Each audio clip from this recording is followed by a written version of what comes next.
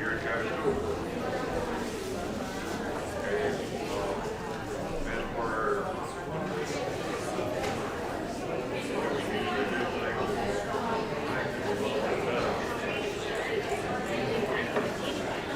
okay. Well, most people can hear my voice, but we'll call the meeting to order and have a moment of silence, please.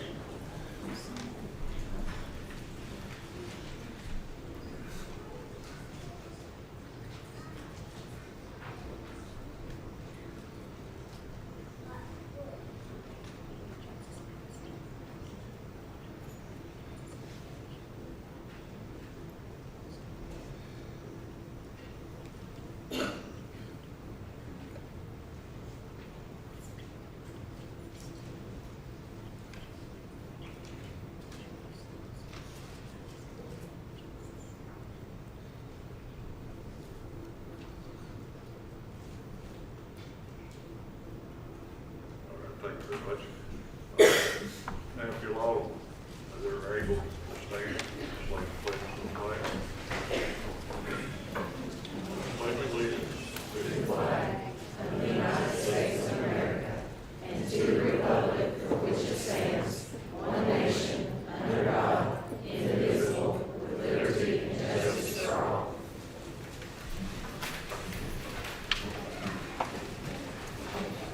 Well, to start out, I'd like to thank everybody that's here and remote access to us. Appreciate you coming to the school board meeting. I know that there's a lot of rewards tonight, and we're going to proceed on now. And we have number C on the first line is adopt the agenda, and I understand we have an amendment to it. If you would allow it, and we have a motion for it, we had a request for a field trip that came to us yesterday. It's a lengthy time away for the field trip, but there is some fundraising involved in it, so we'd like to go ahead and ask you to allow us to approve that, to make it part of the consent agenda. The field trip is for the Garrard County High School Student Council and a trip for them following the school year to Washington, D.C. So if you could have a motion and a second and approval of that, to add that to the consent agenda tonight. Appreciate it. All right, you've heard the superintendent. Do I have a motion? So moved. Motion's been made by Mr. Hurt. Second by Ms. Davis. Any comment? No comment? How do we vote? All in favor? There's four votes in favor, no opposition. Item 2 is communications.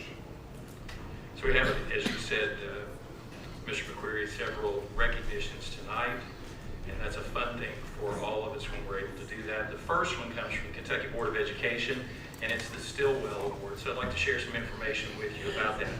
Since 1992, the Kentucky Education Technology System has been the pioneer and national leader in most aspects of educational technology investment, infrastructure, and support for public school districts.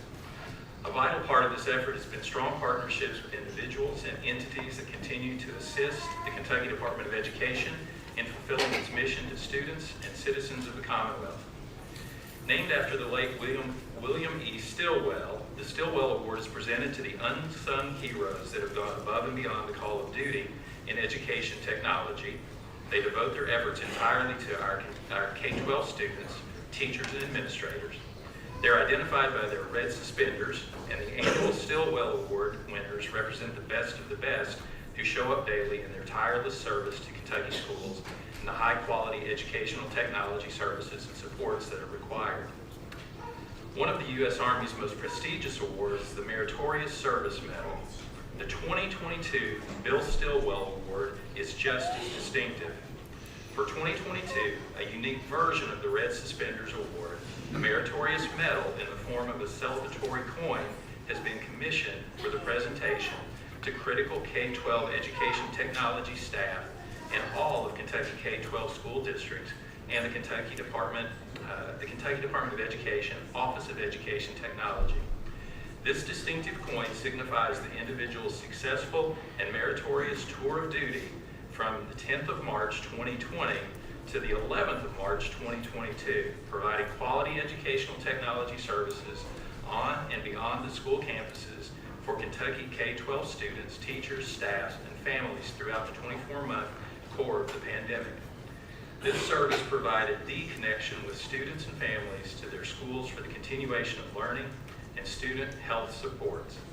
Therefore, let it be known that the 2022 Stillwell Award is being presented here on the 20th of October 2022 to the education technology leaders in Garrard County Schools as a simple but sincere, heartfelt way to say thank you for your accomplishments, your dedication, and your services over those 24 months, as well as for your continued persistence towards excellence. And those awards are being presented to the folks on the screen. From Garrard County High School, Natalie King and Sydney Arnold. From Garrard Middle School, Rachel Russell, Shonda Garner, and Kia Lamb. From CDR, Jennifer White, Dr. Audrey Nichols, Ruth Wall, and Jason Fisher. From Lancaster Elementary, Kim Hacker, Amanda Maynard, and Bill Searsick. From Payne Lick, Paula Turner, Amy Griffin, and Lisa Middleton.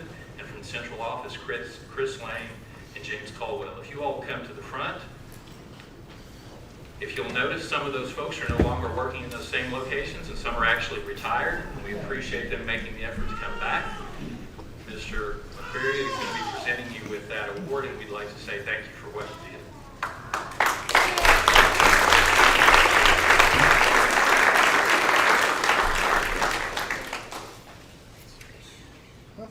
Try to get everybody in order here before I don't get confused. Thank you. That's it.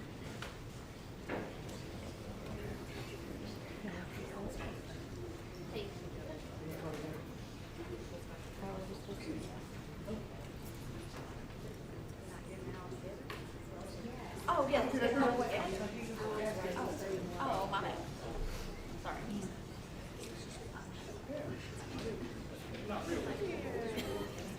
Step right back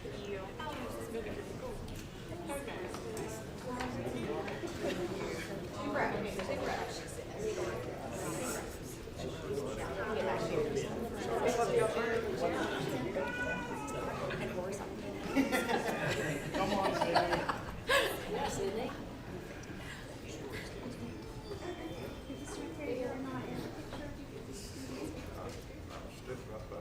in the back.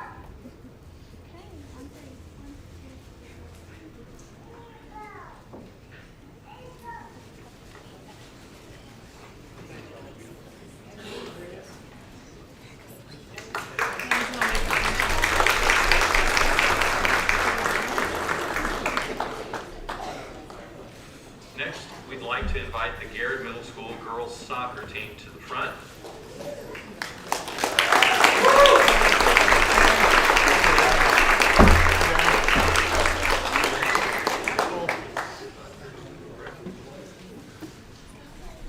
The Garrard Middle School girls soccer team, the Lady Cougars, had a great fall 2022 season. They had 26 players, 15 of which were 8th graders, and this was one of the largest 8th grade groups the middle school's ever had. Within the Commonwealth Conference this season, we were able to play both A and B level games, and this gave all players an opportunity for more field time, which also increased our skill and experience throughout the season. This season, the team finished with a 14-1 record, outscoring their opponents 74-12. The team was both the Commonwealth Conference season champion and the tournament champion. This is the first time for both awards within the Commonwealth Conference for the Lady Cougars. A high-powered offense with a solid defense turned out to be a dominant combination. The team worked hard in the offseason and created a culture of fast and aggressive play and practice, which prepared them for such an impressive season. We're all pleased to see the 8th grade group move up and mix in with our JV and varsity groups next year. And we see special things possible for this group and believe they will work extremely hard to accomplish the highest of goals that they've set for themselves. Congratulations to the GMS girls soccer champions.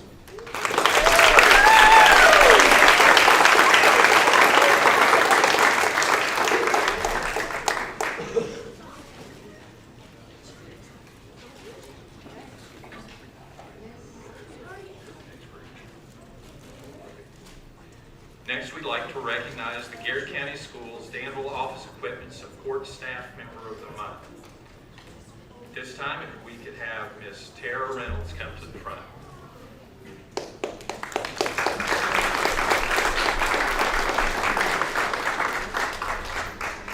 Ms. Reynolds has been a great addition to the GMS family. She goes above and beyond in her job duties and never complains. She has a great work ethic that is easy to see each and every day. Not only does she take care of the office, but she goes out of her way to take care of the students. We're so thankful to have Ms. Reynolds as part of the GMS team. Congratulations.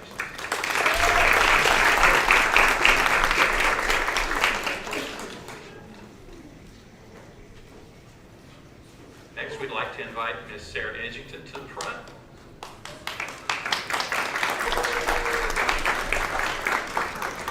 Ms. Edgington is the Whole Lot They Love Garrard County Teacher of the Month for October 2022. Ms. Edgington is an amazingly talented teacher. She works hard to model for her peers the GCHS teacher core values. She's shown her heart as a servant leader by becoming Social Studies Department Chair. She's been instrumental in building a team culture in the department. She's empowered our students by sponsoring the Student Council.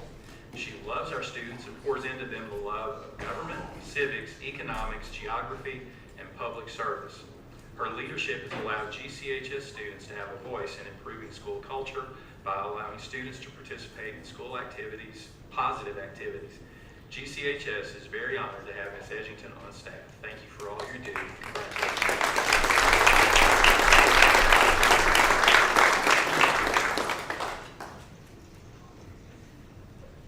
Next are our Garrard County and Farmers Bank Students of the Month. First, from Camp Dick Robinson, C.J. Walker.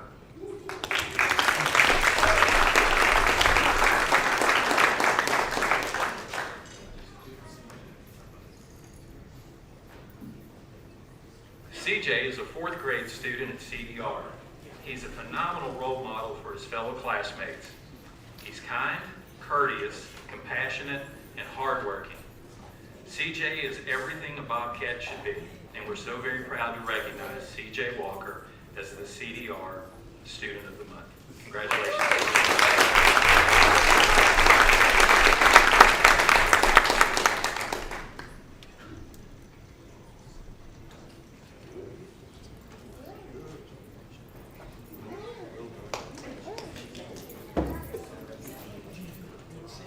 Next, from Lancaster Elementary, is Kennedy Simpson.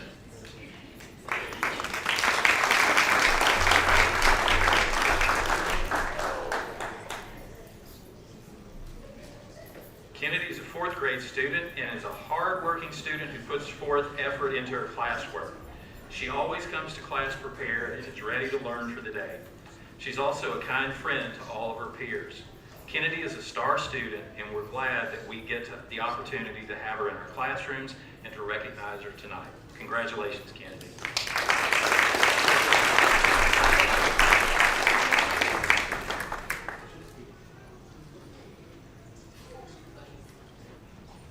Next, from Paint Lick, is Delilah Isaacs.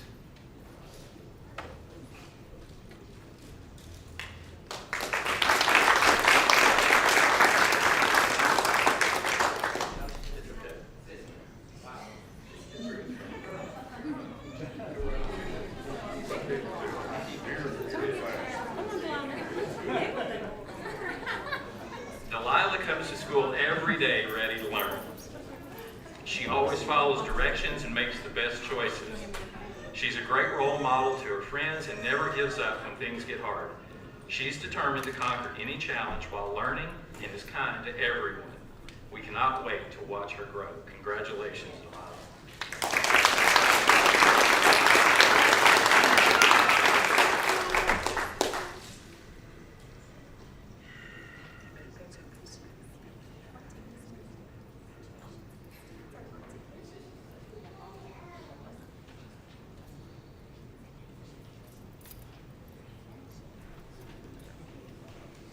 Next, from Garrard Middle School, is Annabelle Baston.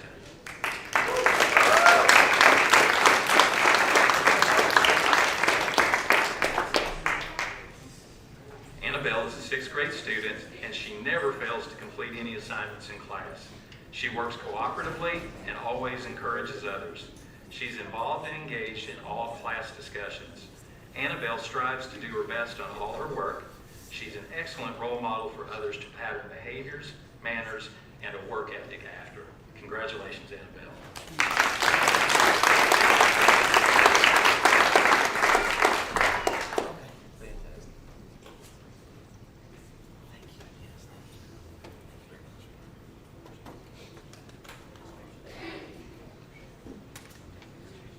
From Garrard County High School, Jalen Gray.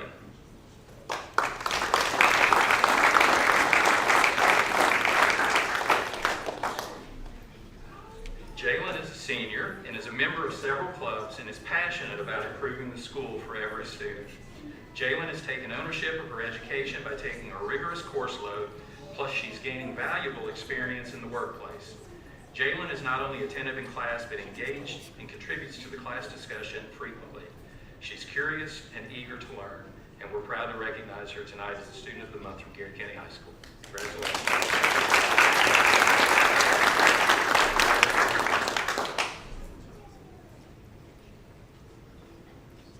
Our final recognition tonight is of Alexandria Carroll from Garrard County High School.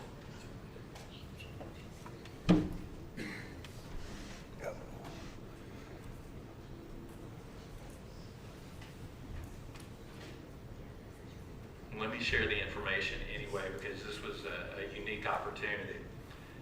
Garrard County Schools would like to congratulate Ms. Alexandria Carroll on her recent state and national Beta Awards. Alex placed first in both creative writing and poetry at the state Beta competition, continuing on to place second in creative writing and third in poetry at the national Beta convention.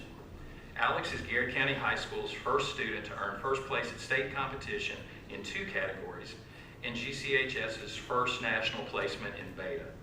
Former Beta Club advisor Michelle Hoskins says Alex is the perfect example of what a Beta member should be.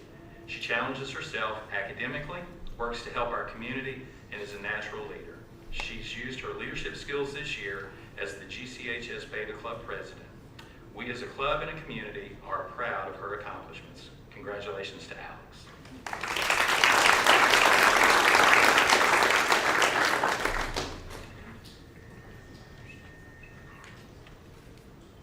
Next part of our agenda is the site-based decision-making minutes, and we've all had an opportunity to look at those, and hopefully everything has been decided on those.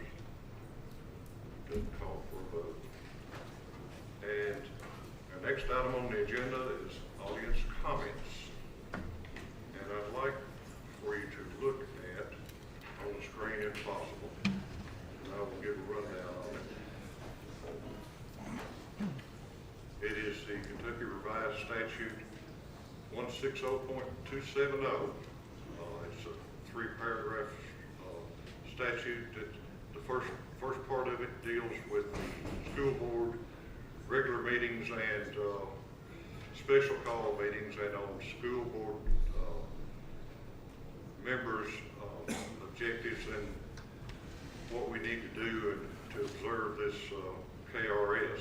The third part of it is on the secretary of the board and their requirements and things that they have to do. And the second part, which is what I'm reading, I will read to you, says each regular meeting shall include a public comment period of at least 15 minutes. Any board rules and policies regarding conduct during school board meetings shall apply during the public comment period. So we have several people on the agenda tonight to speak to the board, and I would like to see how many people we have so we'll know how much time to allot. If you're here to speak to the board, would you please raise your hand? So we have 1, 2, 3, 4, 5. I think we had 8 people listed. Is that right? So if if you're all gonna, there are several different things. We have two things that are mentioned that are separate from the other three. So, and instead of having a spokesperson for the group of three, I would like to allot 3 minutes each for each of the 5 people to speak. Or you can have a spokesperson that would speak for 5 minutes. Well, it would actually be a little longer. We could go 5 minutes each. So, how would you like to do it?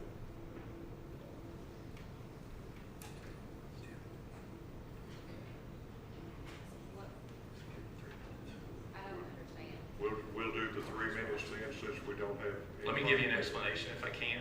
So there's a 15-minute period of time. When you signed up, it said you had a maximum of 5 minutes. Because of the numbers within that 5 minutes, that 15 minutes, we want to make sure it was equitably distributed. So you have 5 people who are here to speak tonight. So if everybody took 3 minutes, then that works out. So we're just trying to make sure that everybody was clear on that before we got into it, okay? Is it a maximum of 15 minutes, or it says at least 15 minutes? It says at least, and that's So what, is there a way we could, because several of us have statements prepared that we can just read? It would be very hard to adjust that at the last minute, I feel like, and get a cohesive message of what we're trying to communicate. So we would appreciate it if we could have the 5 minutes each, since there are only 5 of us speaking now instead of the 8.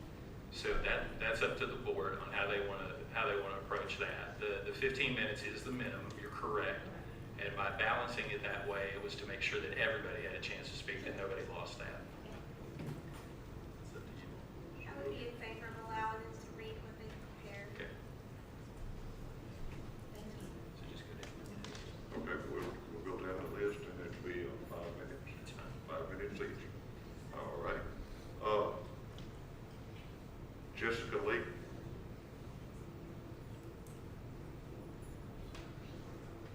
Jessica is not here.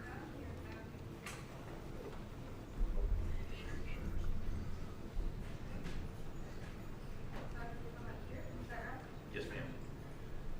It won't take me 5 minutes probably. I'm really nervous, so I don't even know if I can be able to say anything. Jessica, you don't need to be nervous. Huh? You do not need to be nervous. Okay. Anyway, I'm here tonight because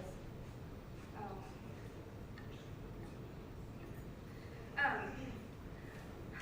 have a new, my youngest son just started kindergarten, and I have 3 other children that have gone through the Garrard County school system, and I've never had a problem with headlights.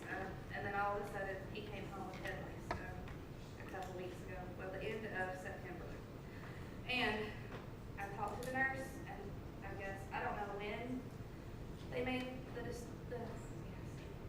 I don't know when the decision was made that notes can't be sent home anymore to inform parents of headlights, but apparently they can't do that anymore. I don't really see a difference when a child is sick and they have a fever and they go to the nurse and they get sent home, how that's any different than having headlights and being sent home. Like, everyone's gonna know that kid is sick, just as they might all know that one kid has headlights. I mean, it's really no different. It doesn't seem like there's a difference to me.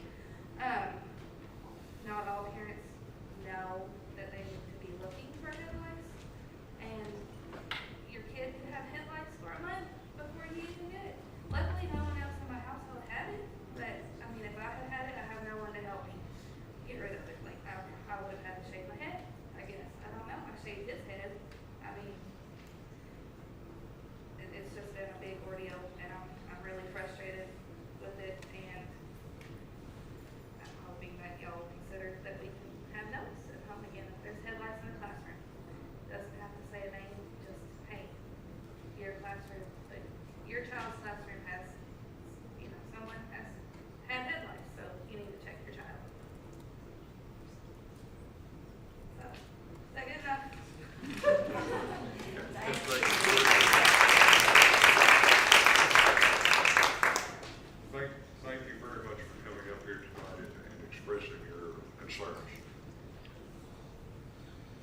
Linda Chambers.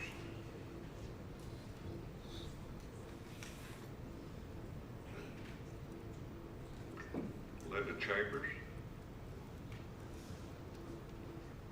That's the one. Mary Tackett.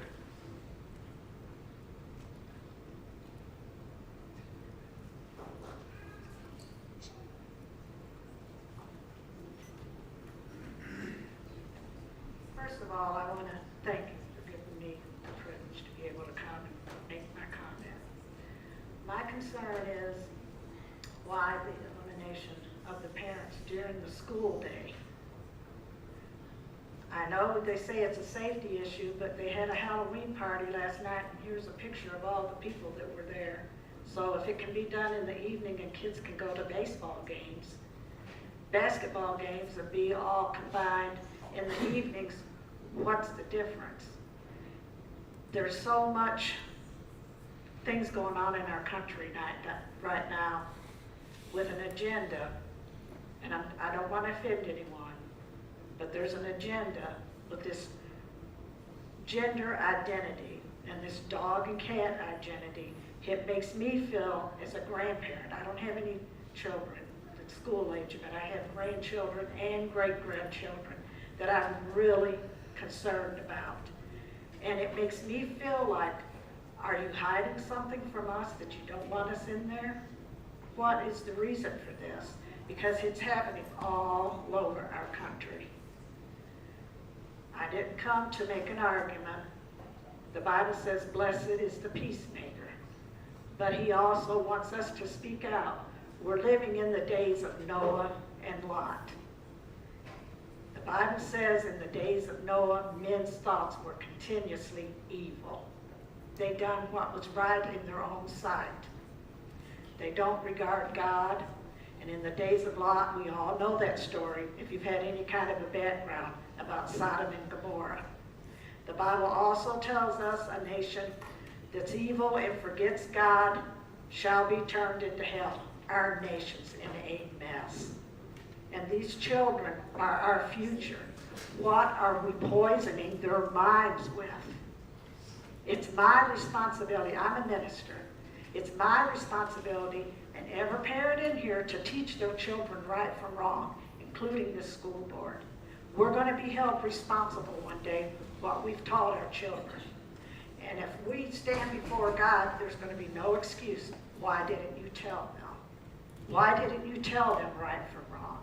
I just want some answers. Why? All of a sudden, I'm 72 years old, and I've never heard of anything that the parents are left out. Kids are a gift from God. They are a gift to the children. The children are a gift to their parents, not to the government. And I just want some answers. And like I said, I didn't come to cause any kind of rumpus or any kind of chaos or drama, because I don't believe in that. That's not what Jesus taught. But he did teach us to stand up for righteousness, and that's what I'm doing. And I appreciate what you're doing, but I did call the school board and ask them before I decided to come if this was something that was going on in all the schools, and they said no, that it was in districts. Then I called the Kentucky Department of Education to make sure. They said no. I can understand why you would put down in there anybody that volunteered, like into field trips, that they would have to have a background check, because we're living, like I said, in an evil, evil world. Children are being abducted, being put into sex trafficking, and you put this in their mind that they can choose the gender they want at such a small age. That is nothing. I'm going to tell you what it is. It's satanic. And we need to think as parents what we're doing to our children. I don't want God to say to me when I stand before him, depart from me, you worker of iniquity. I never knew you. I want to hear him say, well done, my child. You've been a good and faithful servant over a few things. I'm going to make you ruler over many. That's all I got to say.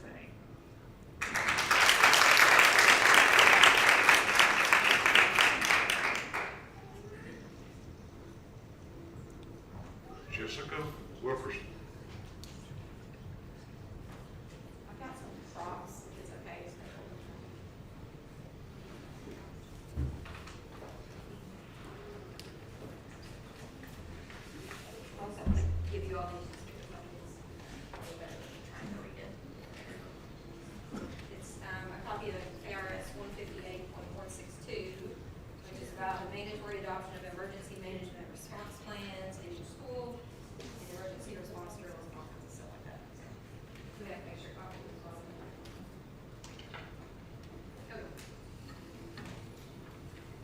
thank you all for having us here today. I'm Jessica Wilkerson, and I'm a mom of 2 students in the district. It's my turn to speak for a growing number of us that are frustrated about not being able to attend milestone school day events in person, or having things like kindergarten graduation, 5th grade promotion, or grandparents' day skipped altogether. It isn't easy to do this because none of us wants to feel awkward or cause hard feelings, especially in a small town.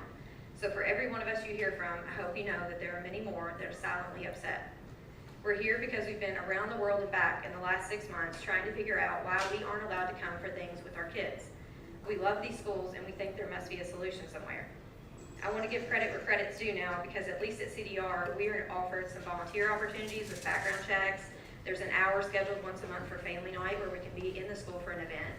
So even just an hour a month has been a godsend for many parents that are desperate to see inside the place where our kids spend most of their day. It means a lot to us, and we appreciate everyone at CDR that makes that possible. The trust and respect I have for everyone there is the reason I believe I can talk honestly about things, even if we do disagree. Like many others, I've experienced a kindergarten year with my oldest where I watched online or not at all. I'll never get those moments back, but I don't want to miss any more. The Kentucky School Board Association's board member job description says part of their responsibility is reviewing and revising policies, listening to and responding to citizen inquiries. The leadership guide says parents are critical partners in the school system, and if community members don't know how decisions are being made, they risk being disenfranchised. Many of us here are growing disenfranchised. We're here with our concerns, and we're asking you to get involved and take a deeper look. This isn't the first time you've heard this, because last year we blamed COVID until April when we realized something else had changed. I wasn't here, but many parents came to the school board meeting in May and asked to be able to attend the end of the year awards in person. There was a petition signed by over 340 members of this community. They were met with silence that day, but in some ways that silence spoke volumes. Some families left the district, but others were told to go to school councils. I'm a new parent rep on the CDR school council, and while I have been treated with nothing but kindness and respect since joining, even when I have driven them absolutely crazy with questions, I don't think the decision was made by school councils. We don't know if that's right or not, but if the councils didn't make it and the elected school board members didn't make it, then it starts to feel like both ways parents should have a chance in the conversation. We're bypassing this decision that impacts mostly us. Then we were told it was due to the School Safety and Resiliency Act, but the relevant part of that is what I passed out to you. It's in section 3, and we have copies today. It says it only requires visitors to check in with an ID and get a badge. Nobody cares more about our kids' safety than us, I promise you.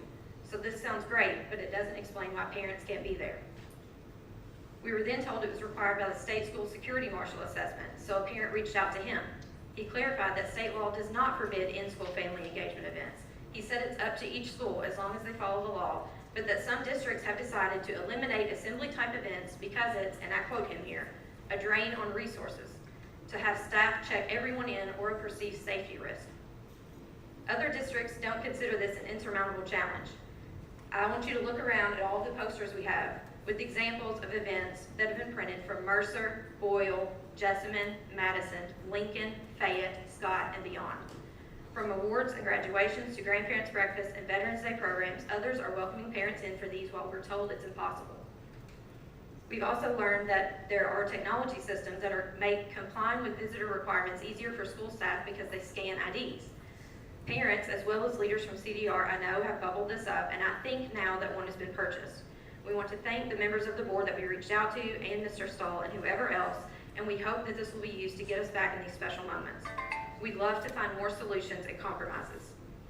In a voicemail from the Office of Education Accountability in response to a complaint filed by yet another parent that wanted to attend events in person, they were told that's a local matter within the authority of the local Board of Education. My suggestion is to make your voice known to the school board. Go to the meetings. Convince them that you want to change the policy because it is within their authority. We're here now to ask if the schools can please consider having these special events and allowing us, their family, to come see them in person. We are not experts on public schools or the law. We are just moms and dads and grandparents and guardians that care enough to ask these questions. We want to keep them safe and we want to see their moments. There has to be a way for both. We are here again to request a seat at the table for these discussions and a seat in the bleachers when our children are being celebrated. Thank you.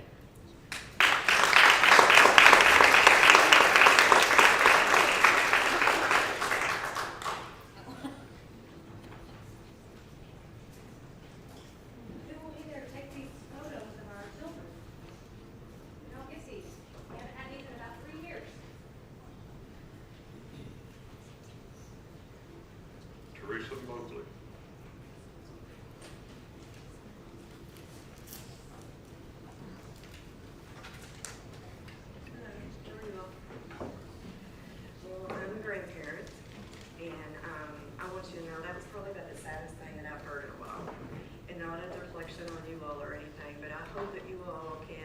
together and get this resolved. As a parent myself, I have been to every single thing that I could go to with my kids. I ate lunch with them on my lunch break. I went to breakfast with them, read books, got put on a big billboard for doing it. And this is such a small country area. Like, I'm from a small country area as well. And both of my grandsons are in your school, and I can't come have lunch with them. Grandparents' Day, I can't watch, I had to watch my grandson on a video. And he didn't know that I was watching him. I mean, that's stuff he's gonna remember for the rest of his life.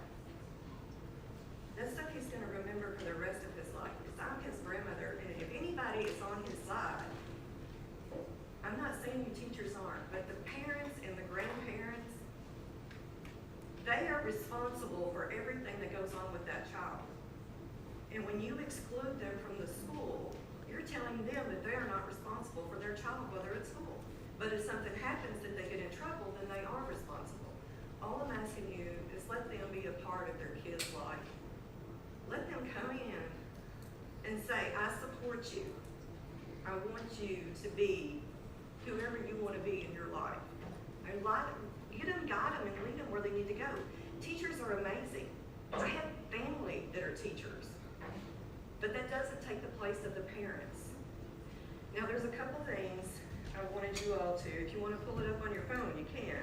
This is on the state website that was put out on Kentucky Gov. And this was published on August the 2nd. And this is what it says. Community involvement, whole child family involvement. Families and school staff work together to support and improve a learning, development, health of students. Family engagement with schools is shared responsibilities of both school staff and families. School staff and committee are to be making families feel welcome, engaging families in a variety of meaningful ways.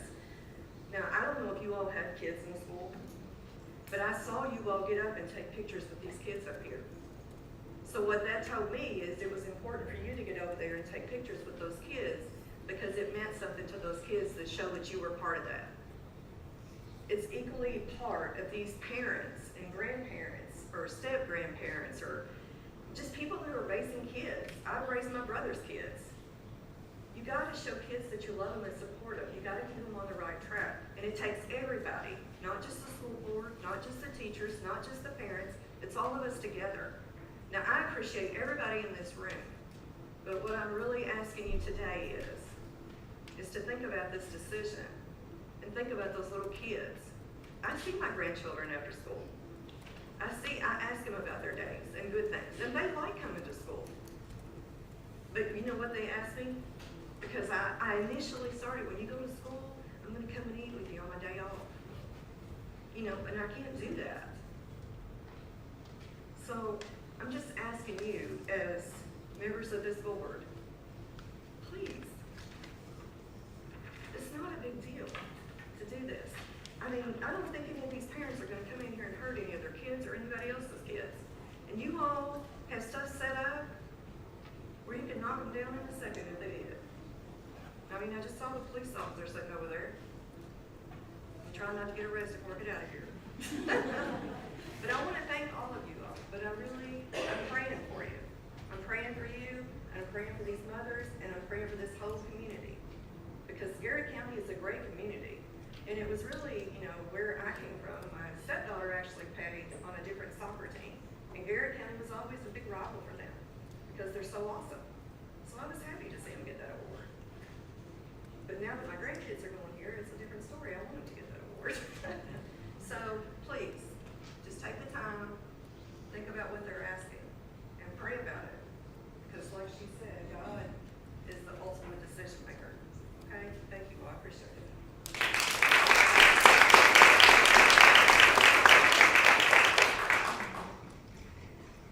Kevin Walsh.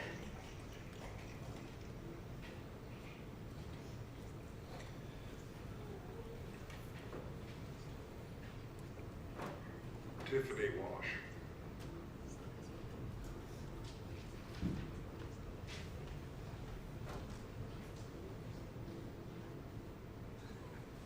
Amy Baker.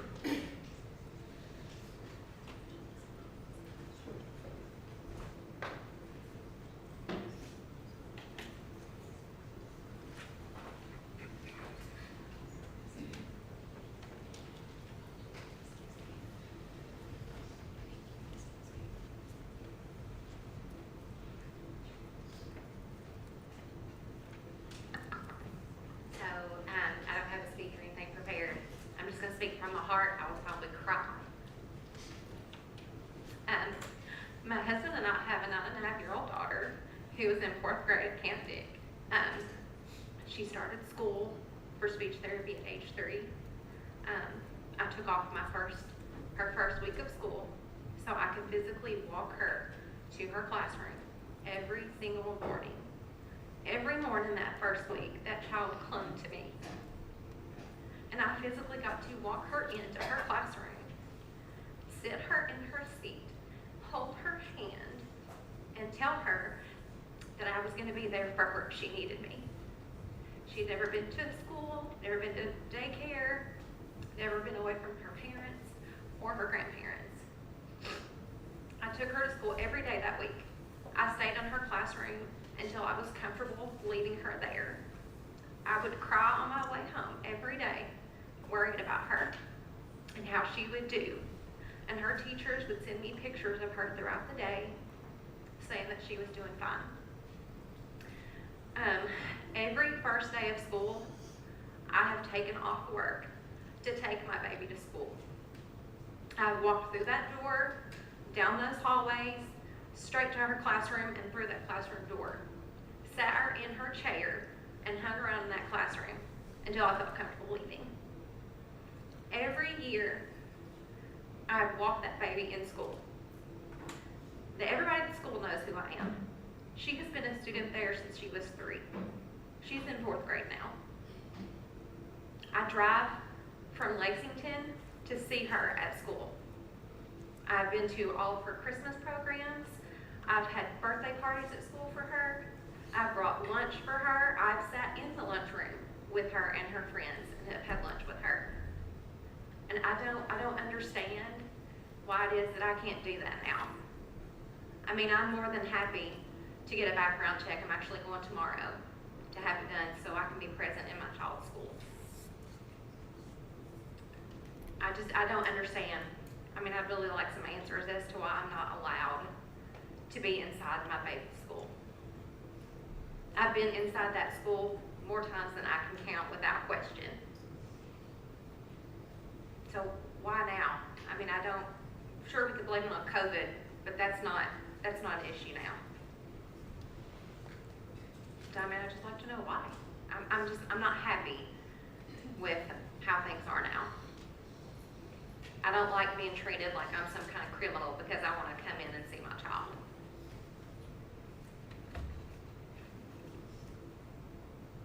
So, I mean, I'd like to have some answers.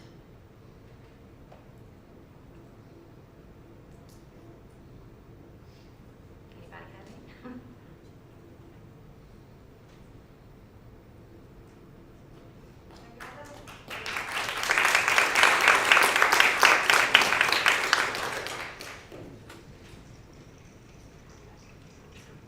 Did we get any comments?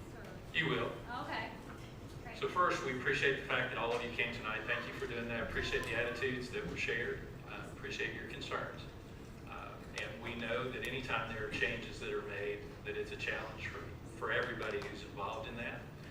We have 2 things that we'd like to pay attention to when we're dealing with the students. And that is we want to make sure that we provide them the best education possible and the safest environment possible. That doesn't necessarily mean that we don't want parents to be engaged in school. There's not a policy that says there can't be involvement in school. There's simply something that says that we need you to work through a process to do that. And as you all indicated, had a picture from last night, a comment about last night. I think last night showed a great example of what happens when we're able to keep the focus on instruction during the day and do the celebration piece after hours. I think we had about 750 parents there last night. Been really tough, or not 750 parents, I apologize, 750 individuals. That would be tough in the building to then maintain the opportunity to provide provide the education for your students. So that's one of the things it's focused on and that we care about. That doesn't have anything to say about you as a support. There are numerous ways that we know that you all are supports, and we appreciate those. As we shared earlier, somebody mentioned the background check, somebody mentioned volunteerism. We love to have people volunteer. We love to have you go through training and be a substitute teacher for you. We struggle to get substitute teachers. We'd be happy to have you be in that environment. So we do appreciate your information here. Obviously, the board has heard it. If they want to take an action, they don't have the opportunity to do that today. So the reason you don't hear a response is because, as you saw at the beginning, we had to change the agenda to add an item to it, and they're at a spot where they wouldn't do that today. But if there's a need to bring that up, then we can do that in the future. Ms. Baker, the reason nobody was responding was because you still had 2 minutes. We didn't want to step into your response time there. And so the anticipation was to do that afterwards so that if you needed to share something else, you could. So I apologize if you thought that there was an attempt to share information with you. Okay? So, Can we spend all right. the extra few minutes, like maybe just hearing some responses? No, you all are commenting, and that's what this opportunity was for you all to share a comment. Well, And we'll move on. How come we weren't allowed into awards day last year? So, as I said, we're moving on from that. We finished your opportunity to share. If I remember, and this is going to sound negative, but I don't mean to sound that way, feel free to request to speak at the next one. And if you have something that you want us to answer, we can try to do that. But we're happy to have a conversation with you in between times, too. So feel free to give me a yell. Okay? Appreciate you all. When can we expect to have answers for our questions? We've been waiting a year. We've been waiting a year. So as I shared a second ago, I shared with you where we are, and if the board chooses to take an action on something, then we can do that, or they can do that, and that would happen probably at the next board meeting. But, you know, as far as having a verbal response, if you want to call and talk, I'm happy to do that anytime you'd like to. I would, in conclusion, I'd like to thank each and every one of you for being here, and the ones that spoke, for them saying what their thoughts on this whole process has been. I do appreciate you coming and voicing your opinion. And now we'll move along on the agenda to our board members. Do we have any board member concerns and comments on other things? I might say this, is that everything you've said is concerning, and everything that you said, the board is aware of at this particular point. Give us some time to discuss it and bring it back and see what kind of answers we may have relative to those. You know, we all know that the bulk of the success of the education system rests in the hands of a lot of different entities. Parents being those, grandparents, teachers, the whole 9 yards. So we want to do what we can do to make it the best situation for all of Garrard County. So bear with us, give us a chance to put our heads together and see what we can come up with. Can someone just tell us who made the decision? I think we just really don't even know. I'm who made sorry, I the can't hear decision. you. Can someone just tell us and clarify who made the decision? We've asked that question many times, and nobody's heard us the answer. So it's an administrative level decision. It's not been a board decision. It's not been a site-based decision. And as I shared, there's nothing that says that there can't be an opportunity for people to be So is that a in the building. superintendent? I'm sorry. Does that mean a Or superintendent? principal? So the superintendent could have been involved in it for Okay. sure. We're just trying But to so, pinpoint you know, where it so is. absolutely. Thank you. Okay. Any other comments from the board? Moving on, we'll go to the superintendent's report. So I've provided you with the goals update. We won't spend time talking about that today. It's posted if anybody else would like to see it as well. So if you'd like to move on from there, we can.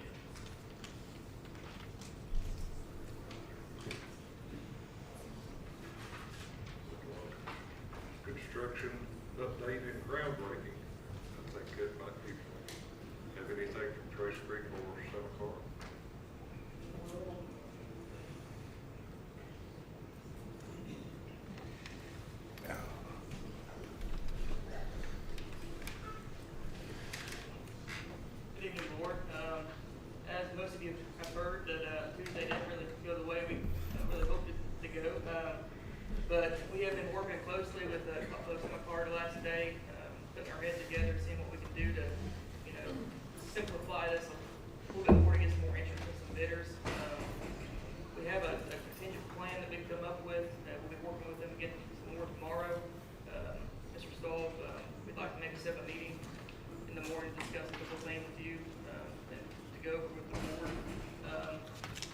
like to propose to do is, push the bid out to November the 8th. We've talked to several different contractors. They feel like that's gonna be an ample amount of time to, be able to take a look into it. Some of the issues that we had was there were some bids, for the state that had come up the same week that we bid. It kind of deterred them away from our project. So being past that, we're hoping that, we'll be able to draw some more contractors in from a little further away as well, to get some more interest in it. But we're working closely with these contractors and reaching them out to them daily to, ensure that, we'll get bidders November the 8th.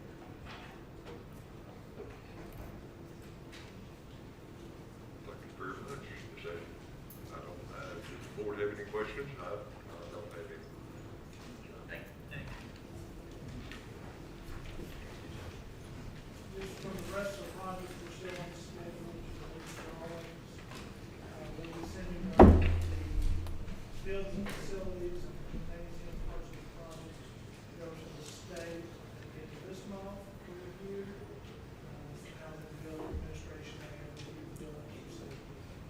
We'll turn those over to Trace Creek right around Thanksgiving. They'll review the data, talking with Barry, they work on the bond in February. So we're looking at a bid opening in January. The buildings side of this project, we're talking about, and then the earthwork, building preparation and all that. Regardless of what you do, it has to be done. So you've got to do it regardless of what you do in that building. Both parts are just a single part. So, but the rest of the buildings from the architectural side of things are on target to hit their deadlines. We have to be, That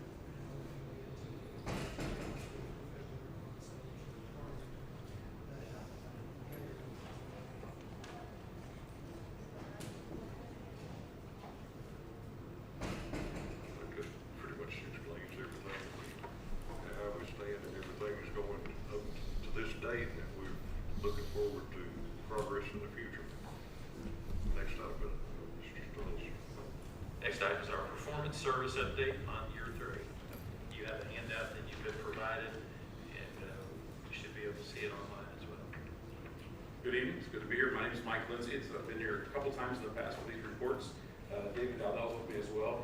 He's our business development manager for Kentucky. I lead our performance assurance group. So what my team does is monitor the energy performance by analyzing utility bills each month and monitoring system performance to make sure things are performing as they should as part of that project. And so we did this project in 2019. It's a 20-year guarantee, so we get reports from us for till 2039 if you're still here on the board at that point in time. Hopefully I'm not be the one making those reports at that point. But anyway, you want to go to the next slide. I'll go through just a brief review of the project itself. It includes some energy conservation measures such as lighting upgrades, additional controls to your heating and ventilation air conditioning systems, some water conservation measures such as faucets and fixture upgrades, as well as just some upgrades to the heating and air conditioning systems in various buildings. Go to the next slide for me, please. For the last school year, so we monitor on the school year, so it's July to June basis. For school year 21-22, your savings from the project was a little over $154,000. That's 48% greater than what we guaranteed or what we anticipated the savings to be when we first did the project. The annual guarantee is about $104,372. Go to the next slide. There's a 3-year, through 3 years of the project, so we've completed its 3 years of measurement. You've saved about $454,000 in energy costs during that project. And again, we're significantly greater than what we anticipated and what the guarantee was as far as the savings goes. The other thing about these projects, when you upgrade your systems, you're not just getting energy savings.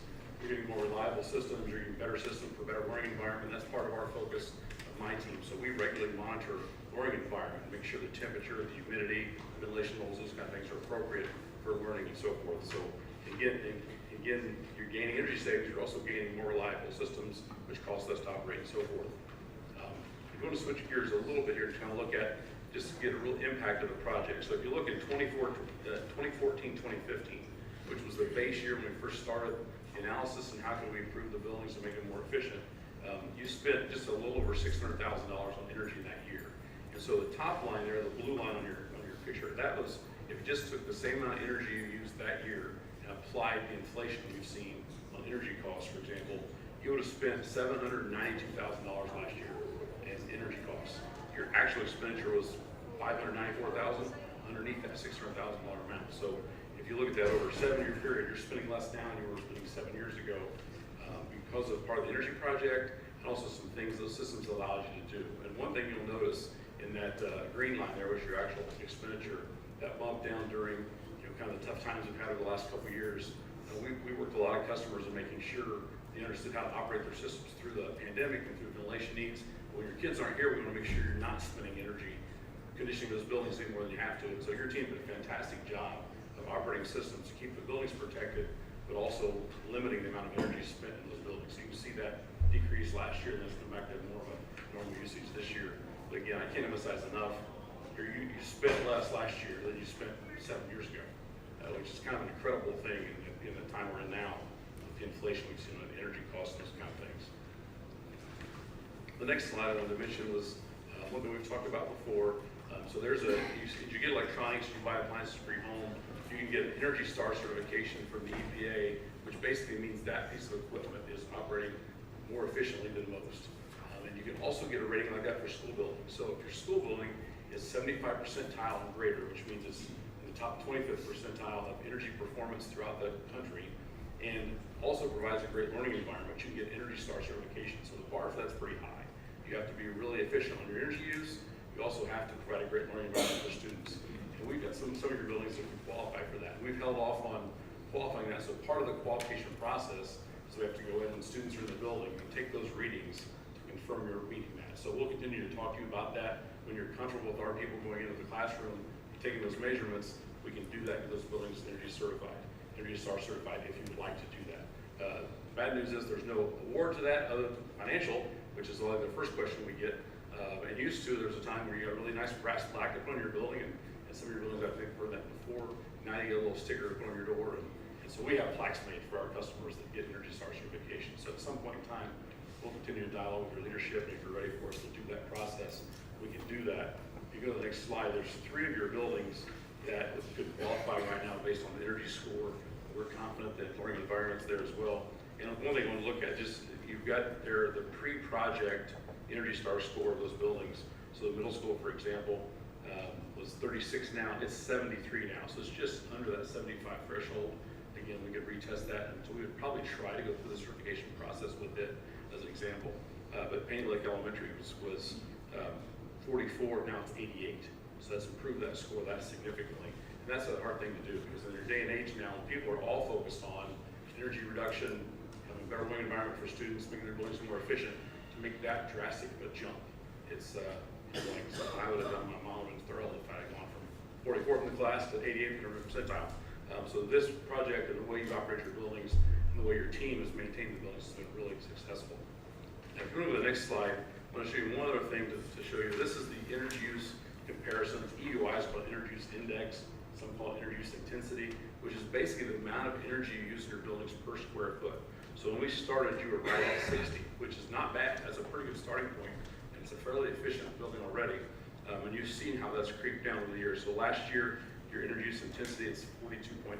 That's 42,800 BTUs per square foot. As you can see, your increase from the COVID year to this year was about 9% usage, which makes sense because you're back using the buildings, you're back ventilating and operating the buildings.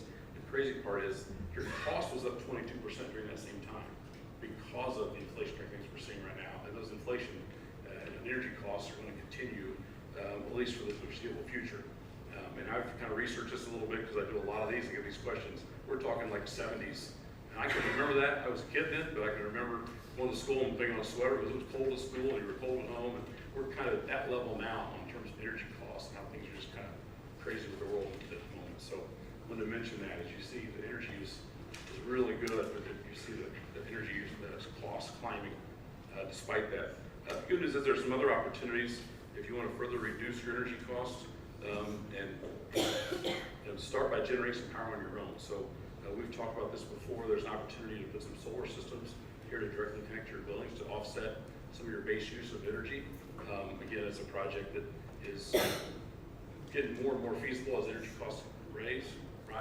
And there's also some significant rebates that have now been available for that. So for example, a taxing entity or a taxed entity could get a tax credit for that. So now there's a system set up now where public schools or non-profit agencies can also get that same kind of a tax credit. There's a rebate for schools that do solar systems. And so that's one option that's out there. There's also some other opportunities to improve your systems and some more digital controls, maybe up lighting further and so forth. So anyway, I just wanted to kind of go through that report real quick.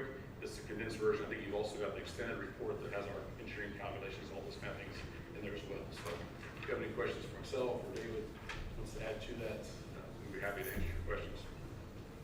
Do we have any questions for? Good report.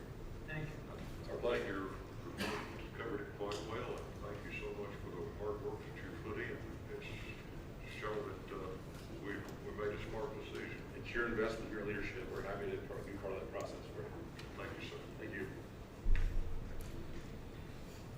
Next item on the agenda is personnel changes since September board meeting. I think we had, There are a few, but they're posted for you, so you can Posted. certainly see them. thank you. All right. Our agenda shows reports.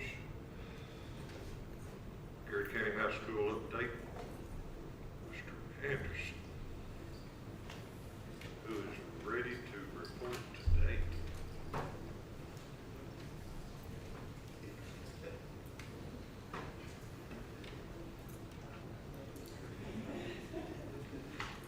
I can see right now that there's been some delegating done.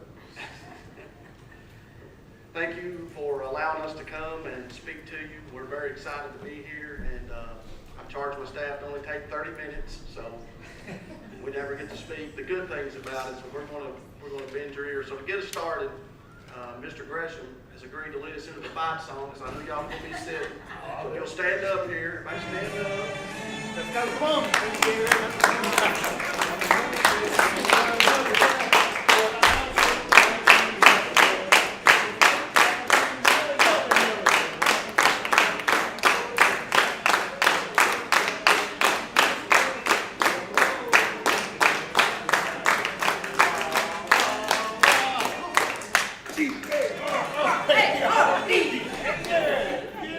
So that was actually our high school band that was playing that. So we're pretty proud of our band, and pretty excited about that. So we pride ourselves on our mission and our vision. Our kids hear this. One kid walked up to me, a student walked up to me and said, "Mr. Anderson, did you get in trouble for not saying the mission to us, because we now have it memorized? You said it so much." But we try to keep that in the forefront, that our goal is to provide them with the skills they need to be successful and to chase their dreams. So we want to, I'm going to let Mr. Centers come up. Mr. Centers is our assistant principal. He's come to us with a lot of great ideas and strategies that have really helped improve the educational time that Mr. Stoll alluded to a little earlier. Our students are in the classrooms more. He's doing a great job across the board with tardies and vapes and all that fun stuff that he gets to do with, and he always has a smile. Like this guy goes, he had a parent this morning that was pretty upset, not at us, at her student for what we caught him doing, but he dealt with that. He's always calm, and he's got a lot of fun ideas. So Coach Centers. First time people cheer for me in years. Thank y'all. Just kind of review real quick. We've implemented a tardy sign-in system for in-between classes with the Google Sheet, and so it's tardy sign in, so it's time stamped when they sign in. So it helped with that. That was really, really good, and it went in really well. It's reduced student tardies dramatically and steadily. Our teachers are doing a great job. Also with keeping doors locked for safety and things like that. Also implementing a 10 and 10 rule that we put in. They're not letting students out, or to the greatest ability possible, not letting students out the first 10 minutes or the last 10 minutes of class. So that's keeping the halls a lot more clear and helping us kind of keep things down, especially with the restrooms and things like that. I know restroom vandalism has been a problem in the past. Also with just active supervision, active monitoring of our students and things like that, transition times. They're doing a great job with that. protective wands that we brought in are greatly assisting in the ongoing fight against vaping, which, we're fighting every day, but we do the best we can. And then our PBIS team is also up and running, and I got a great crew of teachers on the PBIS team, and they've got some great ideas and already a lot of really good discussion about creating options for teachers and us administrators as well, to try to maybe find ways to encourage positive behavior instead of having to punish and issue consequences all the time. So, thanks y'all. Real quick, so that you guys, when Coach Centers, we were having 30+ tardies between classes, and now we've had a 10-day stretch of below 15 tardies per day. So, I mean, the things that he's brought to us has been very instrumental. This next part is what we're really proud of. Ms. Middleton came on last year, and I was reading an article just to our human nature, a wise man has told me, is always to look for the bad and the negative. So this article said Garrard County High School performs in the bottom 50% of the state. And then they go on to talk about what Ms. Middleton's getting ready to share to you, how we've improved. And they tried to pin this article as that, we're stalled out, but it was just the narratives that people, so I really appreciate you all giving us the opportunity. When you see this data, we are 53%, like we're there, but we have made great improvements. And Ms. Middleton has come in. She is a bulldog on curriculum. She has been a great asset to my team on helping us push the teachers and encourage the teachers. She's really driven us for this improvement that she's getting ready to share with you.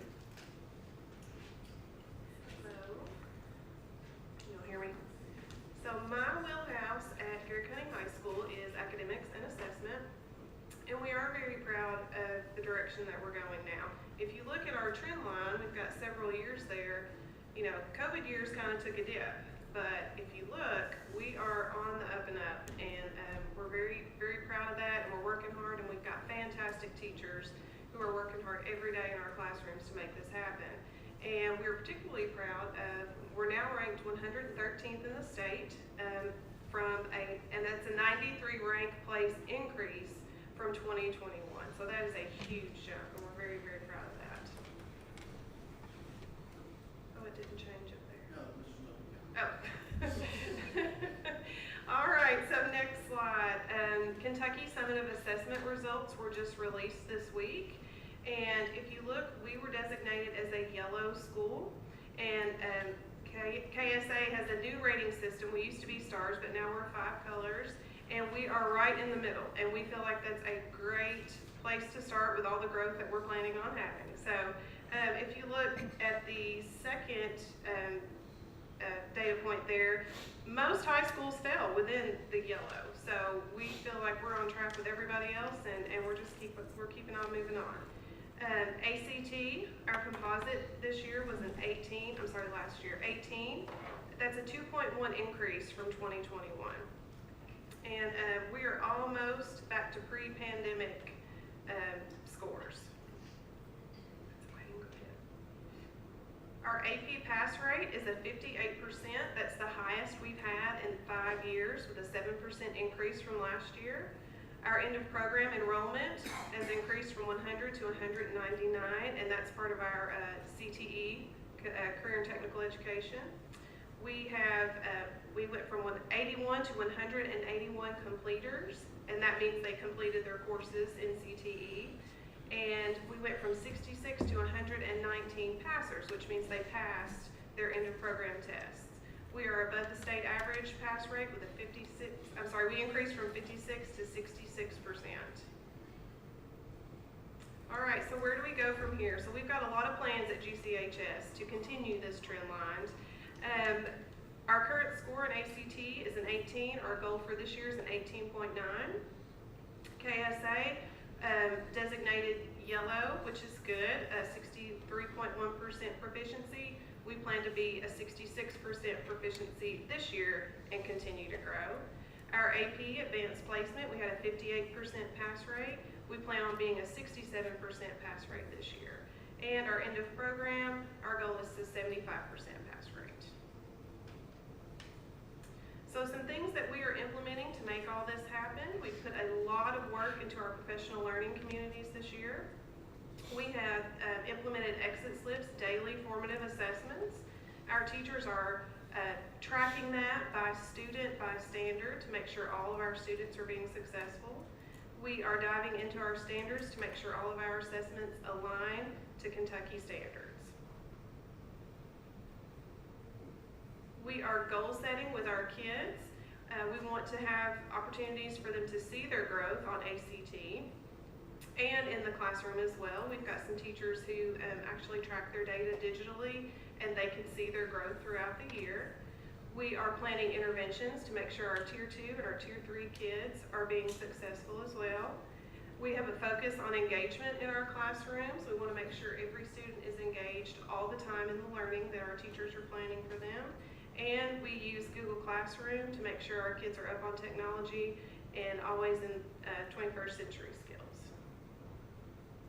All right, we are also focusing on our teachers being reflective of their teaching. So our PLCs, that's a big push for us this year. The data part is being teacher-led. So we don't want to implement data on our teachers. We want them to dive into the data so they can look back and see where their kids need to go. Our teacher leaders are fantastic, and they are leading this charge, and we couldn't have a better group of teachers. Great. Thank you. Just to reiterate real quick, the teachers, the culture here, the thing that people don't get to see or experience like we do, but the culture of our teachers is phenomenal. We got our mindset of our teachers right now is how can we get better? How can we get better? It's a positive. They're doing a lot of heavy lifting. Like I said, Miss Middleton, she demands, sets the bar really high, and they're doing a lot of heavy work for us. So we deeply appreciate our teachers, and our teacher leaders they're just on fire right now. This group, we're having difficult conversations, and they are pushing for solutions to these problems. So we just want to real quick, I know there's a lot left, I just want to just highlight some of our students in art and let you guys see. So this is our art out in the community. You got to see those out here tonight. Miss Long does a great job, and our kids love art. You also got to see our biomedical crew. Miss Brogle takes these kids through some very, very tough coursework.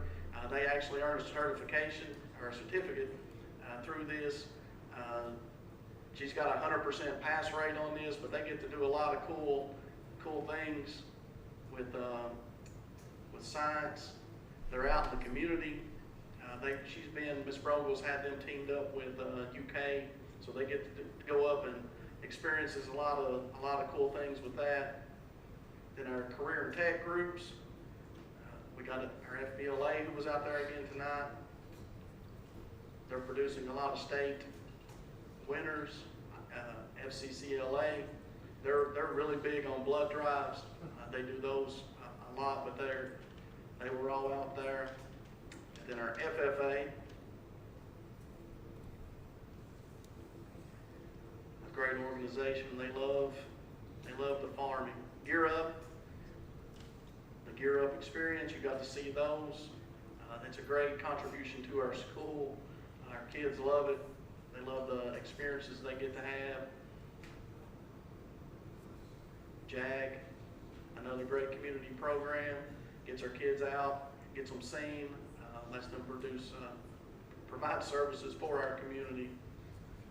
And then our JROTC, this is I think it speaks for itself, the cool things that they were here tonight, and they got to go do their first Raider challenge yesterday, and the kids are ecstatic. They really love wearing those uniforms. And then y'all know about the marching band. We call him the Godfather, Chris Vance. So we're super excited this weekend. They begin to run towards state. A lot of positivity right now. They've won 2 events in their first place, and the kids are really, really excited, so we cannot wait to see what happens this weekend and next weekend with our band. And then our sports teams, they're out and about. Our cheerleaders, I think the coolest thing they got to do this year with the football players is go to our senior care center and provide a pep rally type atmosphere. And then those individuals actually got onto a bus and they came and sat at our football game. So it was, the kids loved seeing, like they didn't really think they were going to come, but they brought them in their wheelchairs and rode them right out there, and they were super excited to see them. Then our football team, they're reading to the elementary schools. We got Coach Crutchfield's taking 4 tomorrow to Paint Lick, so he's got them out and about, and they were also at the pep rally. And then you met just our student excellence. She was highlighted tonight, Miss Alexandria Carroll. I wish you could have been here for y'all to talk to her. And then Miss Abigail Keith, National Merit semi-finalist, so we're hoping for good things to come from that. And our tattoo club, Miss Harvey does a great job keeping those kids involved out in the community. So we appreciate your time. We always thank you for your support and kindness to Garrard County High School. Keep up the good work.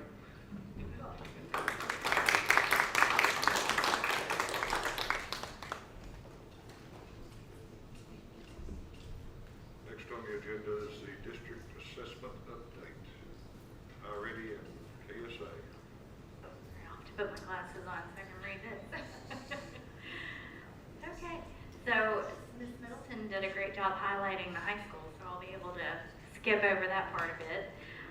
Overall, looking at our new accountability system, the schools are rated as far as our accountability, or the full accountability system, with state assessments in reading and math are grouped together, science, social studies, and writing. The students take a survey for school climate and safety, English learner progress, post-secondary readiness, so our industry certification, or a dual credit academic, and then our graduation rate. And so looking at all of that, our elementary school classification together was yellow, so in the medium category. Middle school also yellow, and high school yellow. So, you know, we've done well, and we've got some growth that we're going to work on as well. So I've given you all a copy of each school's overall score that you can have. It was exciting for us to hear the high school talk about eliminating their tardies. You know, directors of teaching and learning, we want the students in the classroom as much as possible to increase our learning. So that's exciting to hear.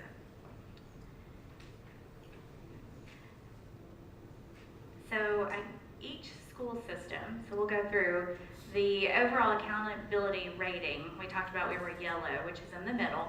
So it goes from blue, which is very high, to green, high, yellow, medium, orange, low, and red is very low.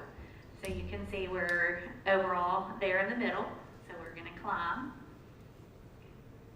Looking at each school, Camp Dick Robinson was in the yellow, and I will say they missed green by 0.3 of a point. So they are super motivated to get that for the next year. Paint Lake Elementary, overall in the yellow rating as well. Lancaster Elementary dipped down to the orange, but not by much. And so we've got some targeted areas that we're going to get working on that they've already started on. We'll talk about in a little bit. They are labeled TSI. You'll see that category there, which is targeted support in the area of disability. As I've been researching that, the middle school as well, you'll see there were 14 pages with about 60 on each page for TSI. So that is not anything that we're alone in, and so we are going to be working on that for sure and try to figure out how that is with the state. All of the DACs together have been already talking about that to see what we can do.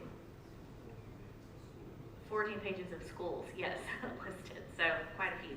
I stopped counting at like 230 just in disability because I got interrupted. Then I couldn't go back. So there are quite a few. We're not alone there.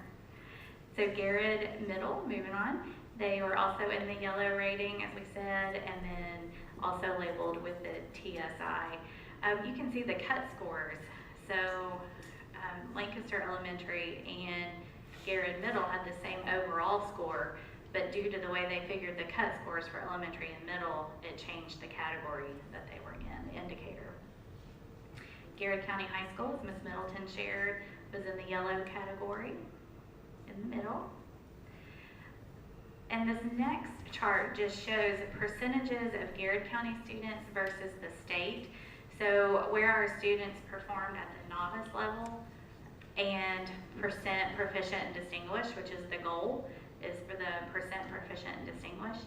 And as you look through there, we are right on with the state in most areas. There are some areas we're a little below, and that would be like our elementary science, middle school reading and math, high school reading, we're a little below, but then we're above in some areas such as elementary math and social studies and writing, middle school writing, and high school math and writing. But overall, we are really right with the state average.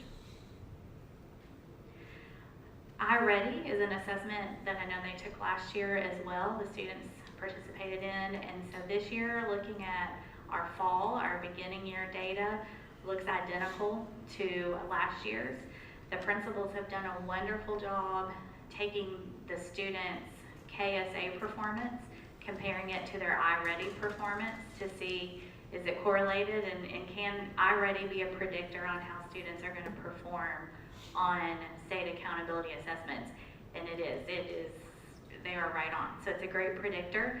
So what the principals have started doing is really looking at those kids, naming and claiming kids, making sure that they're receiving services in any area that they are a little behind in, maybe pulling in some tier 2 intervention, tier 3 intervention. So got a lot of things already in the works there. Okay, so focusing on improvement. So what are our steps for improving our accountability? These are things that the schools have already put into place and have going on at high levels right now. For the first time, I think ever, they have the same resources. So we are participating in a highly qualified instructional resource pilot from the state.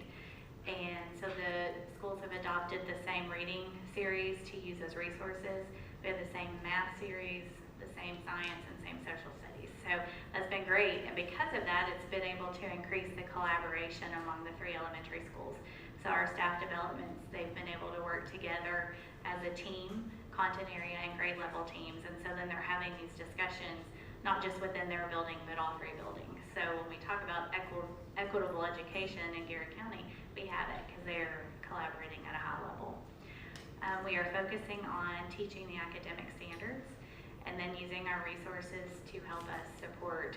These are approved by Ed Reports and have been deemed as highly qualified instructional resources. So we're using those to help teach the standards. We are focusing on congruency of the standards, so making sure we understand what the standards are asking of students, and so the teachers are looking at the standard, creating what we call learning targets, so student-friendly targets, so the kids know what they're learning, and then making sure the activities and the assessment all are congruent and aligned with that.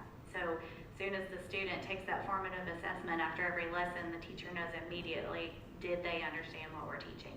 And if not, they have a plan in place to do reteaching. So Ms. Middleton talked about the daily exit slips. So the elementaries are also working on that, daily exit slips, and then not just stopping there, but analyzing. So in their PLCs, they're talking with principals, they're talking with their grade level teammates on how kids are performing and what they need to do from there. Talked about the iReady correlation. We're focusing on tier 1 instruction. So really it's kind of our best first time teaching, making sure our kids get the very best teaching the first time around. We are we have an MTSS coordinator, Rebecca Mead, who's working with all the schools on making sure response to intervention is implemented at a high level. She's coordinating data meetings and participating in this, and her position has been a blessing for the district. We're focusing on pushing in teachers to support intervention and learning instead of pulling kids out. I know when intervention first became something we were doing in education, I would get frustrated as a classroom teacher because somebody would come in and take a kid out of my class to go teach them something. Why are you taking them out? They're missing something. So we're focusing on pushing extra staff, extra teachers in to push in and be able to teach in small groups for students. to receive that small group instruction, intentional instruction. We have PLCs going on at a high level across the district, focusing on student data, and then the important part, the next steps. Now we have this data, what are we gonna do with it? We have an emphasis on co-teaching strategies and structures in the classrooms. Wendy is collaborating with us, and we're going in, we're gonna start focusing on, because of the TSI, just looking at, are there things that we need to change instructionally with our co-teaching and reach those populations? And I'll let Larry talk about middle and high. Okay, well, similarly, many of the same components that Holly just mentioned, the middle and high are working as well, focusing on Tier 1 instruction, a real clear alignment to Kentucky State accountability, new standards, revisiting our assessment systems. The big push for both middle and high has been to really take a deep dive into formative assessments, daily tracking, whether students are experiencing success. Couple that with overt engagement, a real focus on engagement strategies. Hoping that we'll see day-to-day improvements within our students. Intervention is a big piece of that. Tier 1 intervention should be occurring within the classroom with that teacher. Just as Hannah mentioned, first-time learning, we need to make certain we've done that well, and then we can make the appropriate adjustments to those lessons within that moment. That's why exit slips are a big priority for both middle and high this year.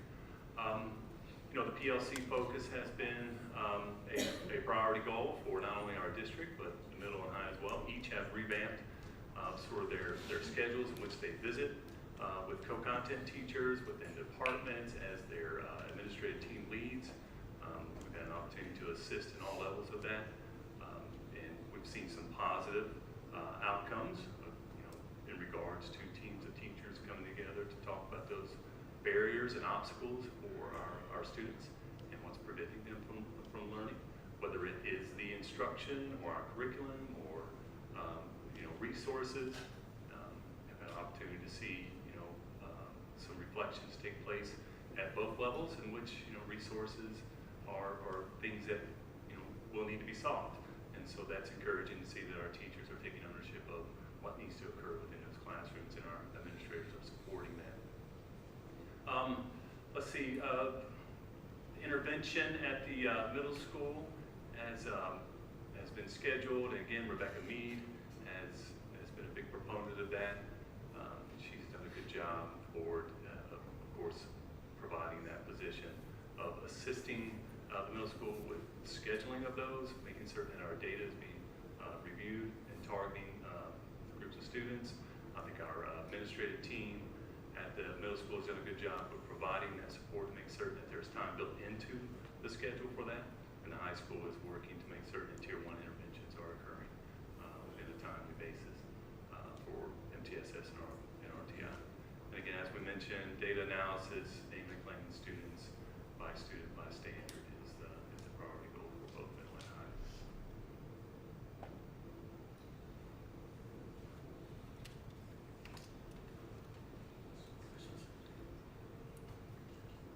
Any questions? Any board members have any questions or comments? I'd like to thank everybody at the high school for their presentations tonight. They're well appreciated. It's good to see that there is planning going on to progress, move forward. Proud of all of you. Thank you very much. Next item on the agenda is treasurer's report. CTE, oh, I skipped one. CT grant update. Let's see, sorry about that. That's okay. So, Wendy was supposed to come up here and say something first, but apparently I've been thrown under the bus.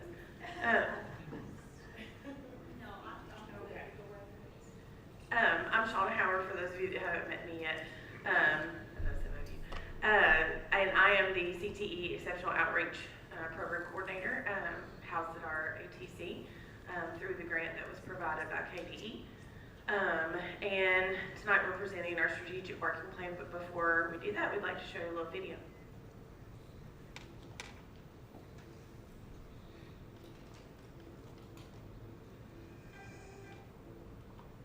The Kentucky Department of Education and Garrard County School District's Area Technology Center program are proactively addressing the needs of students with disabilities through collaboration with employers across the learning continuum, in person and virtually.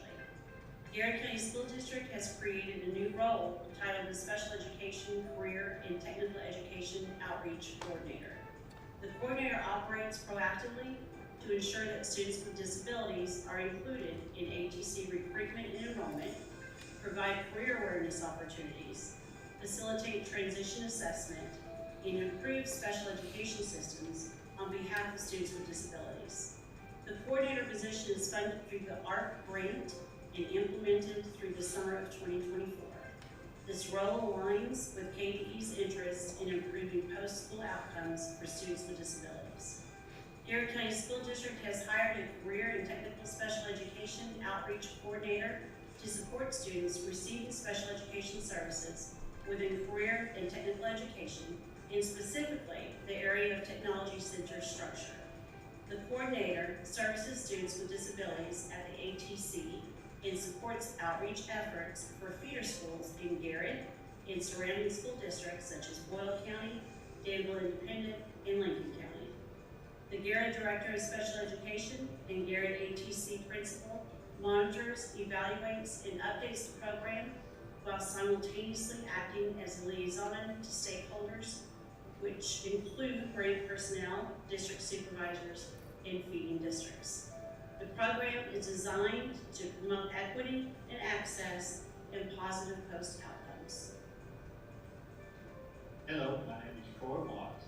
I've been the principal of Garrard County Area Technology Center for 9 years. Currently, we have programs for students in automotive technology, computer-aided drafting, welding, carpentry, construction, electrical technology, and we have 3 pathways in our health science classes: pre-nursing, pharmacy technician, phlebotomy technician. We've had success stories in the past with exceptional students, but the one thing we have been missing was that special education professional in our building to help guide us as far as making sure we will implement their individual education plan program. Even though we're at the early stages of the pilot program, I have already saw several students benefit from having this hour in our building. I'm very excited about this pilot program and looking forward to the many more success stories with these students. So far with my work with students at the ATC, I have surveyed them on what their plan is after graduation. I've provided services for them in the classroom, everything from assisting teachers with accommodations and modifications for things like a safety test, and tools that can be representative of their needs as opposed to the things that would normally be used.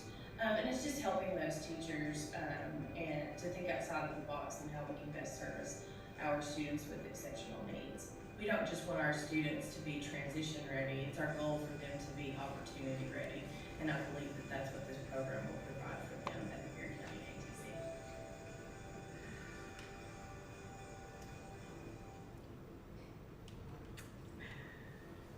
So that's it at all? No. So we have a table of contents on our presentation, but you can kind of scroll past that. Our overview of our program, I think you got a pretty good idea with our video there about what we're doing. Our goal is simply to increase post-secondary readiness for our students with exceptional needs. Our vision and mission, we want to make sure that we are collaborating with employers across the learning continuum to ensure that students are transition ready.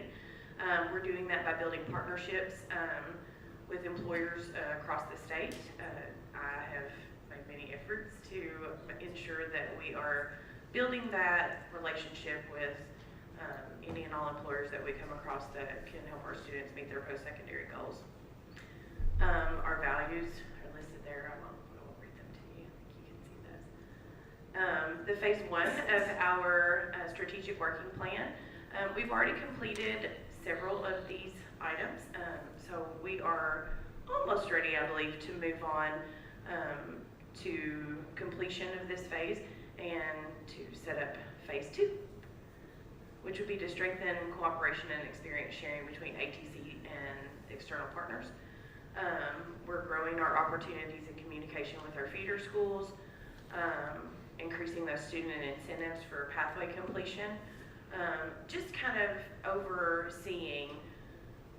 We found that a lot of students with exceptional needs have a tendency to not finish a pathway. That's going to become a bigger piece of our accountability as we move forward. I know that that's going to be rolling out in the future. So we want to make sure that our students with exceptional needs understand, the pathway process, and that we're able to see more completion rates of that. On phase 3, we will be doing things like developing an application for the program. We'd like to establish a summer program support and a transition evaluation, just to kind of have the kids go through and let's take a look at all of the things that you've done that have readied you for post-secondary life, and all the things that maybe you need to do in order to get ready for post-secondary life. We'd like to see increased participation in CTSOs. Those are the student organizations like HOSA and Skills USA with our students with exceptional needs. They have a tendency not to join, and we'd like to see a higher rate of participation amongst those students. And then we're working closely with KDE and their work-based learning coordinator to try to increase those opportunities for our students and try to overcome the challenges of things like transportation for students during the workday. Our facts and figures: 74% of exceptional learners that I surveyed said they don't have a career plan after high school. It is my goal to help them develop one. We have 38 exceptional learners attending classes at the ATC, so that means that I see 38 different students on a regular basis, and I'm helping them get there. So we have 7 exceptional learners last year who acquired an industry certification, whether that be passing a welding certification or the MNA, CNA, CMA. Those are those certified nursing or certified medical assistant exams. We had 7 pass last year. We, of course, would like to see that number increase. And we had 5 that completed a pathway. We want to see more of our students with exceptional needs achieve those goals. So some of our long-term goals, like I said, increase the rate of pathway completion, increase the rate of industry certifications, increase work-based learning opportunities, and to continue to work on building, for me, this is my personal goal, to work on building my knowledge of CTE and our program of studies. I'm new to the world of CTE, and they have a lot of acronyms that I wasn't familiar with until recently, so I've really enjoyed kind of learning as I go. Thank you all. Appreciate you all letting me speak.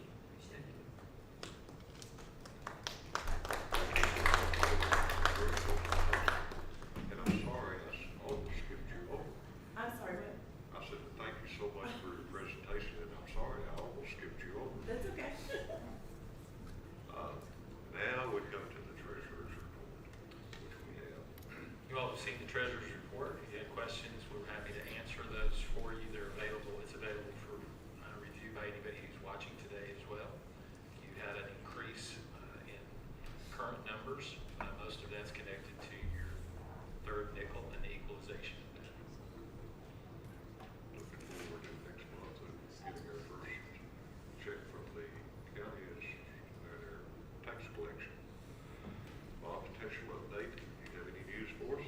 So nothing new from you all as a board. Had a chance to meet individually with your fiscal agent, so you know where the numbers are. As anybody can see at this point, because of the increase in interest rate, we've had a decline in bonding capacity. And next is SROs, or School Resource Officers report update. So this is something you've not had before. So Sergeant Miracle is here, and he is the coordinator for our SROs. And they had the idea, I think it's a good idea, to share with you an update each month on what's going on.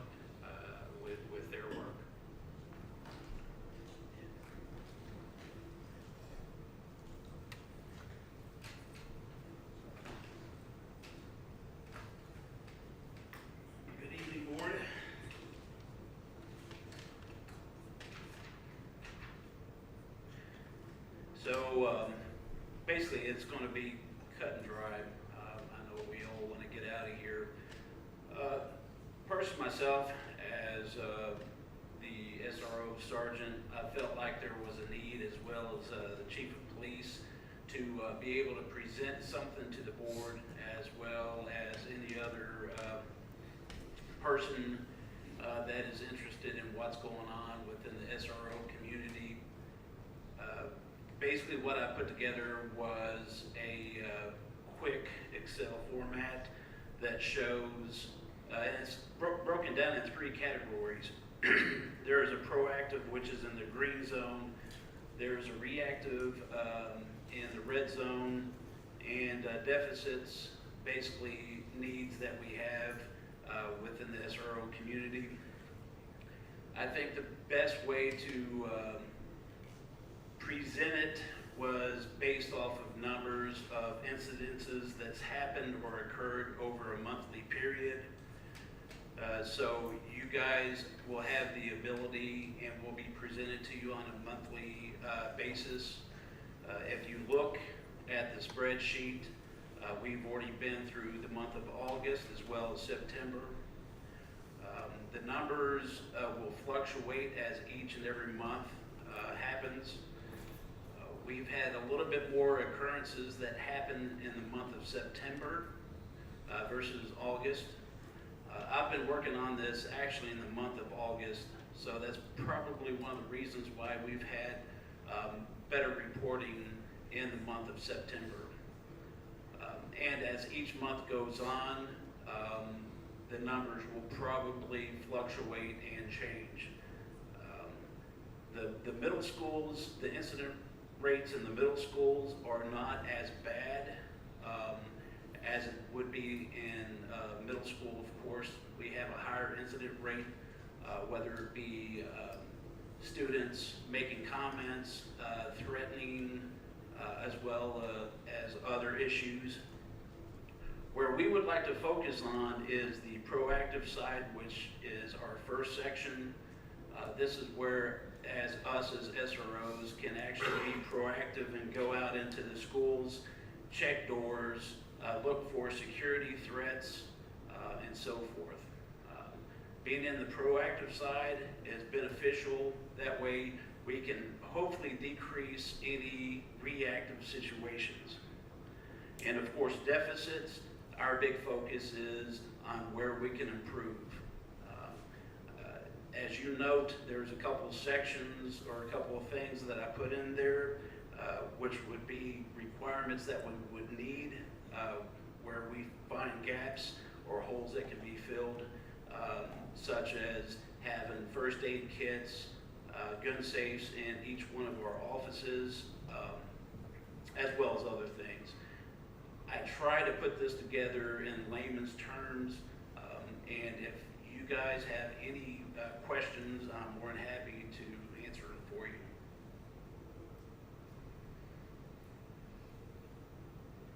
Do we have any questions from the rest of the board? I have no questions. I think to compliment all of your SROs on the performance of their duties. We're glad to have you, and I think you're doing an exemplary job, and look for a hopeful future. Absolutely, I appreciate it, and thank you for the cooperation. I appreciate the chance to work with each and every one of you. Especially, I'd like to shout out to Caleb Gresham. He's been very beneficial and in our cooperation together. So, thank you.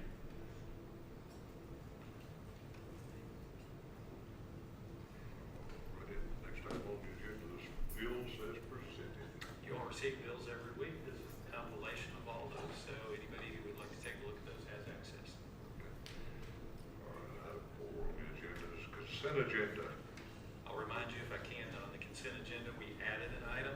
So you have, in addition to what you see on the screen right now, you're also voting on the student council trip to Washington, D.C. Okay, you've heard the superintendent's statement on that. Do we have a motion? I'll make a motion to approve the consent agenda. Motion been made by Dr. Lamb.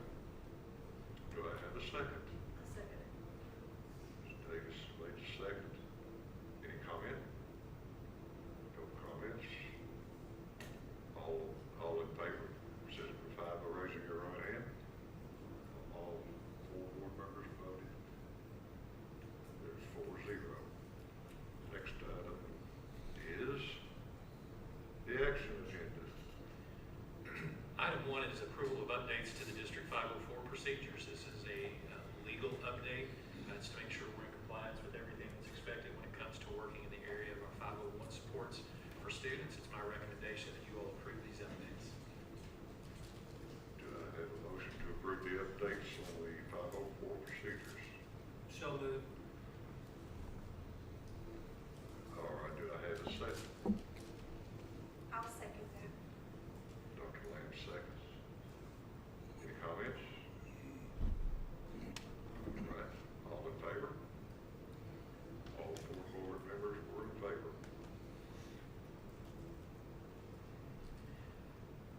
Each year you have an offer of assistance from KETS, and if you'll remember, that was the group that recognized our technology staff earlier. You have an offer of $28,214, and to receive that offer, we have to match it. That's part of our budgeting process, so that's there. It's my recommendation that you all accept an offer of $28,214. We have a recommendation from the superintendent. Do I have a motion to accept the $28,000? I move that we approve the kids' offer. Motion has been made by Ms. Davis. Do I have a second? Second. Mr. Hurd seconds motion. Do you have any comments? If not, all in favor? Signify. All were in favor. Next item is an approval of a reimbursement resolution. As you all know, if we move forward with the construction project, we won't bond until sometime in January or February. So that means the district will carry that cost for a period of time. But if we do, if you all approve this resolution tonight, then you can basically say that you're going to reimburse yourself once the bond has gone out. So let me read this to you real quickly. The resolution declaring the official intent of the Board of Education of Garrard County, Kentucky, with respect to reimbursement of temporary advances made for capital expenditures related to the project to be made from subsequent borrowings by the Garrard County School District Finance Corporation. It's my recommendation that you approve this reimbursement resolution. You've heard superintendent's recommendation. Do I have a motion? I move we approve the reimbursement resolution. Ms. Davis made the motion. Do I hear a second? Second. Mr. Hurd made the second. Any comments? If not, all in favor? 4-0 in favor.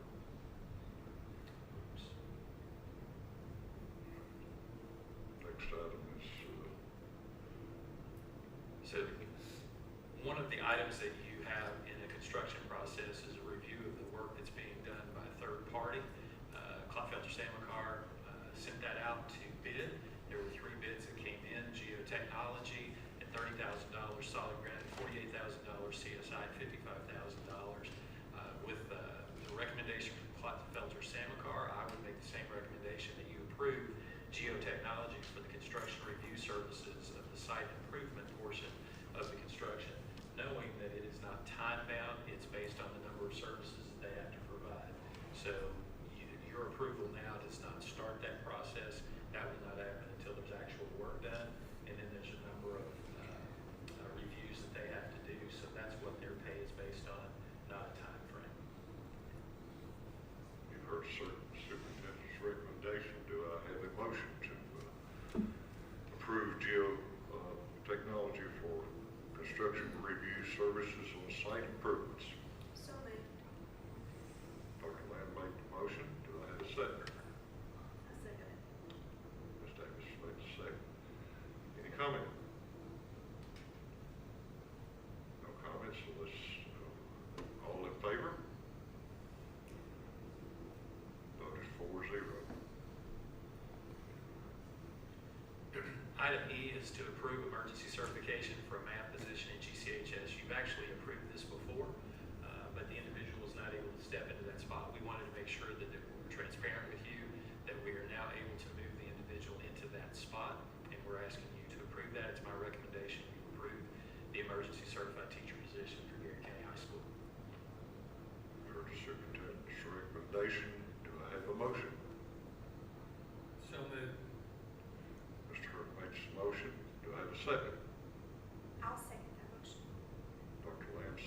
motion. Any comments? If not, all in favor? Those four in favor. Item F is a request from the city to allow them to remove some trees that could interfere with the new plant that they've added to our property. I don't think anybody will have an objection to that. We just want to make sure that they have been given permission by us and that they produce the necessary insurance to prove that they are covered for that. So it's my recommendation that you approve these tree removals by the city of Lancaster. Once you heard the superintendent's recommendation, do I have a motion? So moved. Motion's made by Ms. Davis. Do I have a second? Second. Mr. Hurd makes a second. Any comments? If not, all in favor? It was 4-0 in favor. Item G. Part of the process that you're going through right now is some land purchasing, and as you do that, there could be a point where there are some signatures that need to occur. We're asking you to approve me as the superintendent to sign those deeds and documents on your behalf for two properties, the Allison Abrasive properties and the 108 West Maple Avenue.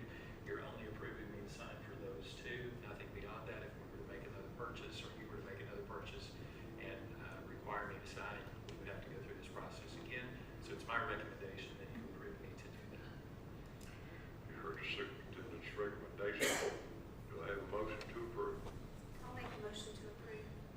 Motion's made by Dr. Lamb. Do I have a second? A second. Ms. Davis has seconded that motion. Any comment? If not, all in favor? Vote is 4 in favor. Next item is the second reading of an update to expense reimbursement policy for both our certified and our classified staff. If you'll recall, this is to move from having a set reimbursement amount to something that aligns with what the actual cost for our staff is. It's my recommendation that you approve this second reading of the update to the expense reimbursement policies. Do I hear a motion to approve this update to the expense reimbursement policy? So moved. Motion's been made by Mr. Burton. Do I have a second? I second the motion. Ms. Davis seconded the motion. Any comment? If not, all in favor? All 4 board members were in favor. The last item from the action agenda is a second reading of the update to advertising and school policy. I would recommend that you approve this. This was in reference to political ads being on site, and we've clarified that, so it is my recommendation to approve the second reading. Superintendent has presented his recommendation. Do I have a motion to approve update to advertising in the school policy, second reading? I'll make a motion to approve. Dr. Lamb made the motion. Do I have a second? Second. Mr. Hurd made the second. Any comments? If not, all in favor? All 4 board members were in favor. Appreciate your all's time tonight. We gave you a lot of reports tonight, and that's a good thing, I think. You got to hear a lot of things about what's going on in the district. And if you noticed as we went through, I wanted to make sure we highlighted this. As we went through, there were a number of things that were brought up, and those have been things that you all approved to help have these things occur. You heard MTSS, you heard push in, you heard that math numbers looked good in our areas of schools, and you provided interventionists for that. So as a district, we're appreciative of the fact that you've given those opportunities to us. And our expectation next year is actually to not sit here and talk about being in the middle. It's to talk about being blue and green. And while yellow is part of our school colors, we'll take a different color next year. That's exactly right. Well, that brings us to the last item on our agenda, and as board superintendent, I hate to break tradition, so I'm going to, as board chair, I'm going to make a motion that we adjourn. Second. I have a second. Motion made by Mr. McQuarrie, seconded by Mr. Hurt. All in favor?